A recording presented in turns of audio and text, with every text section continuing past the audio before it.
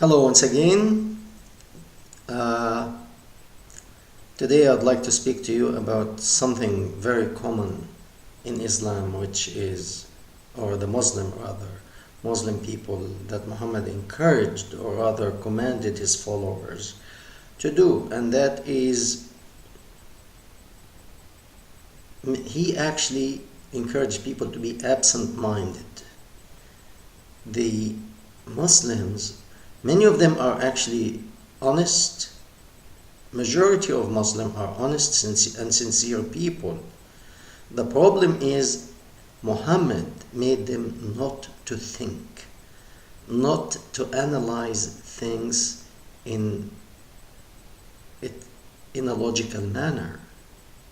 And that's why, unfortunately, most Muslims and Muslim countries are in a very bad situation. Undeveloped, if it weren't for the petrol, for the oil that it is found in these countries, they will all be dirt poor. And for example, look at Somalia, a country, I don't know why Somalia should be poor. They have fertile soil, they have fishing area. They shouldn't be poor. They shouldn't be poor. Saudi Arabia until the 50s, it was dirt poor. The whole Gulf region was dirt poor until the 1950s. Okay? All that wealth that suddenly hit them, it was because of oil. Alright? But without the oil and following the teaching of Islam and Muhammad, they become dirt poor.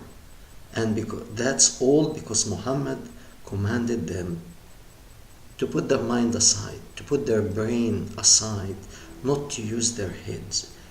Follow his teaching. Follow his Sharia. And the result of Sharia is absolute disaster in whatever country this Sharia was established.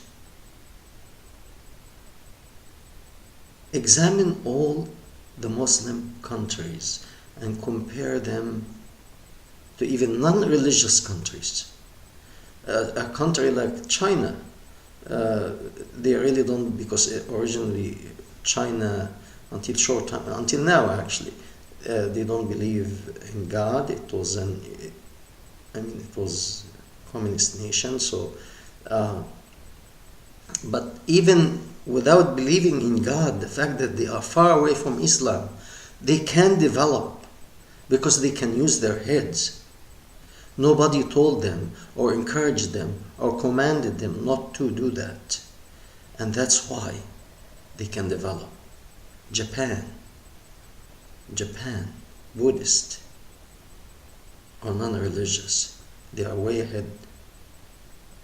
Okay, so the problem actually in the Muslim countries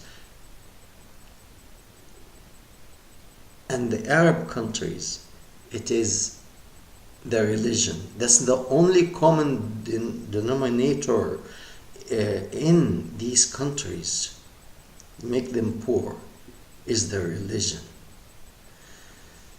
Indonesia, that's different really, because it is just Muslim by name. But unless they follow that stuff that it is in Islam, even the Muslim, maybe somebody can argue and say, oh, Spain and Islam and it was developed in Spain. Spain was experiencing is the best time when the Muslims were there. That's true. That's true. But if you study, Spain was advancing not because of Islam. Actually, that time, people were very secular in Spain. They did not push Islam on them. Islam was just a religion. Whoever wants to pay attention to it, is your business. But the people who are really the thinkers, they had nothing to do with Islam. And Islam could not control them. And when they found out that they are about to control, that's when they kicked them out. They got rid of them. Otherwise, if the Muslim had stayed in Spain until today, Spain would be like Morocco, like Tunisia, like Algeria, like Libya, like Egypt, like Sudan. Okay? They are all non-dysfunctional countries. They are all struggling. They are all in terrible situation. Algeria has a lot of oil. It is a disaster country. Okay. If it weren't for oil in the Gulf region and their connection to the West, selling their oil to the West, they would have also remained poverty-stricken countries. Now, why is that? It is because Muhammad and Islam told people, you are the best of people. You are the best of people. I don't know based on what. According to him, just because of they became Muslim, they became the best of people. Without any merit or any foundation, they suddenly, from Bedouin to the best of people. What did they contribute to society? Nothing. Suddenly they became the best of people.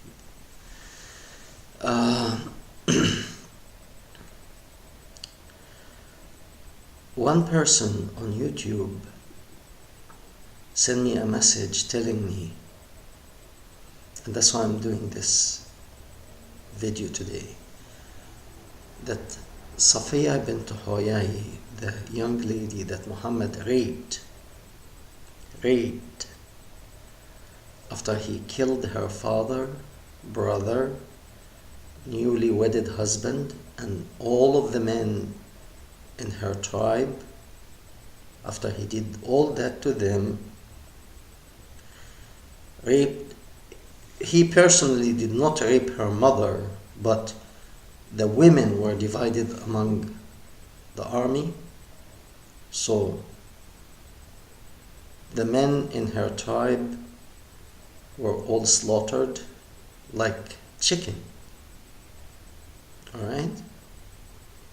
And she was raped by Muhammad on the way back after they finished their war, and they conquered her town and destroyed it, and they took the women and the money and the wealth. So a person was telling me on YouTube that no, you're lying. She loved him.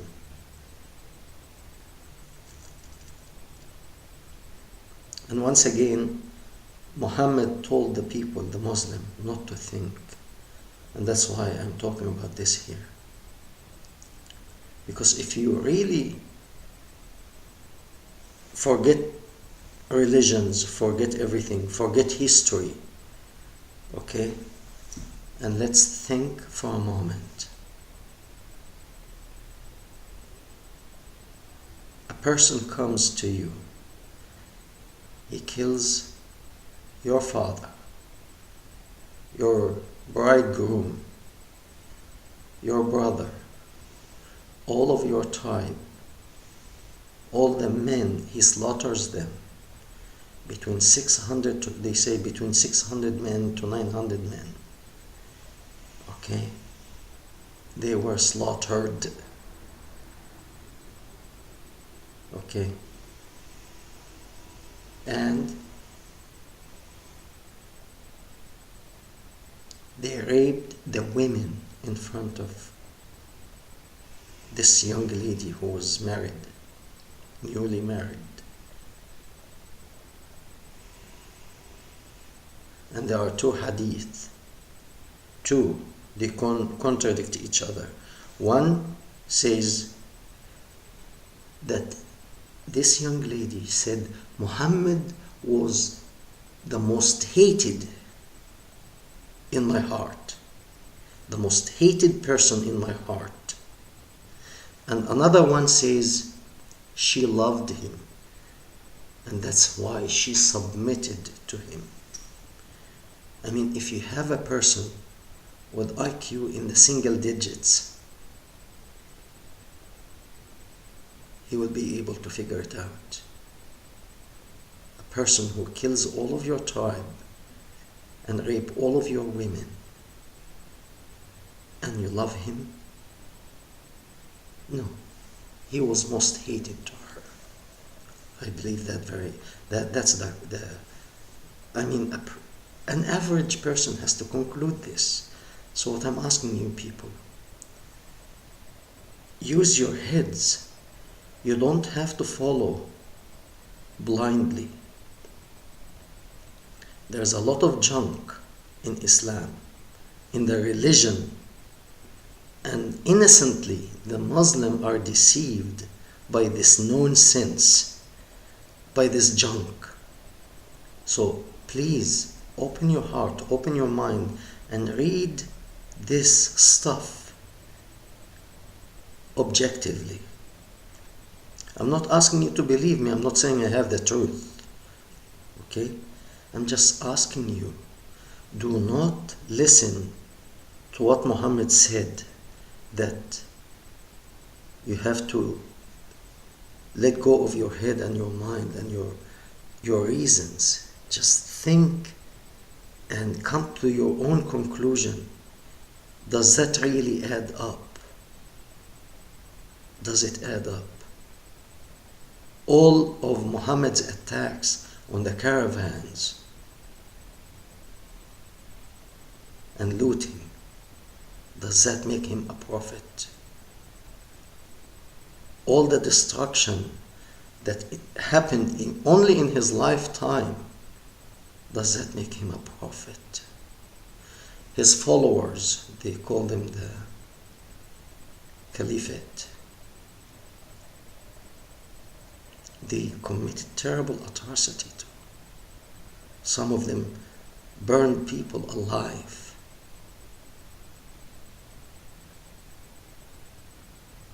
Does that make them good people or murderers?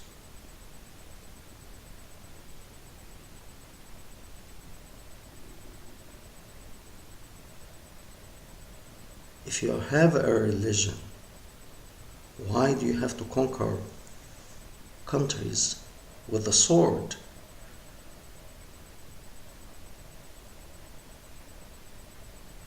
Why do you go to Egypt? Why do you go to North Africa? Why do you go to Spain to spread Islam?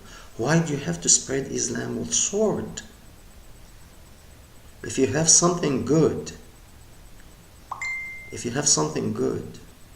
people will want that good. You don't need to subjugate them by force, by sword. You don't need to do that. Okay? I said it before, if you're applying for a job and one company is offering you more money or more benefits than the other,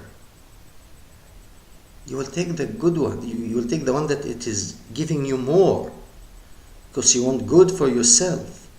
So if Islam is offering good to the people, why do you need to go with the sword to subjugate them and force them to accept? If it is good, they will come to you. Nobody came. It was military invasion by the Arabs to North Africa all the way to Spain, and on the east side also to Persia and Turkey and all this region. Okay, it was all done by sword, by force. Okay, so please, out of concern, please, I'm not asking you to believe me. I'm asking you to use your head, use your mind, and read and come to your own conclusion. Don't believe that when it comes to Islam, you should stop reasoning. You have to reason. You are responsible for your decisions. I am responsible for mine. Okay, thank you very much. God bless you. We'll see you again.